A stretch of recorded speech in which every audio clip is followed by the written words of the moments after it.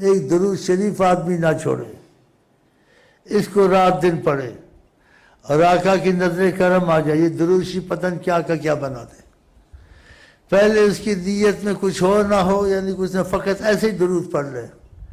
آقا جی کہتے ہیں ایک درود سے 10 گناہ معاف، 10 درجے بلند بتائے، اور 10 نیکیاں لکھی جاتی ہیں ایک درود سے، جتنا زیادہ پڑھے یہ فائدے۔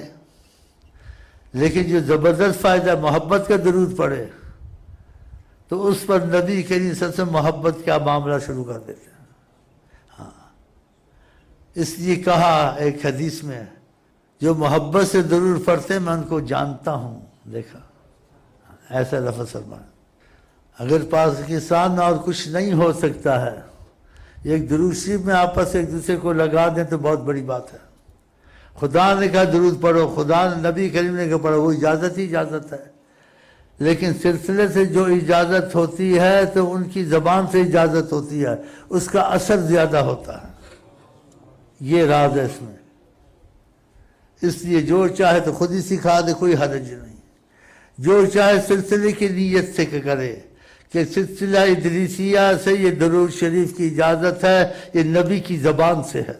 اگر آپ کو خدا توفیق دے، سارے پاکستان میں پھیلا کہ سلسلہ ادریسیہ سے نبی کی زبان سے یہ آیا ہے، تو پھر ان کی زبان کی برکت تو ہمارے تمہاری زبان کی برکت، زمین آسمان کا فرق ہوگا نہیں ہوگا؟ یہ گھروں میں بچوں کو سکھائے کہ وضو ہو تو بہت ہی اچھا، نہ ہو تو تب بھی پڑھو، جب آقا راضی ہیں تو درود نہ روکیں، اس سے برکتیں رحمتیں نازل ہوں۔ یہ کالجوں میں استاد سکھائیں، سارے پاکستان کو اجازت ہے کہ کچھ نہیں تو صلی اللہ علیہ وسلم۔ ہر کالج والے کے پاس چھوٹی تسبیح ہو، چھوٹی تسبیح، کچھ نہیں تھا، عادت ڈالیں۔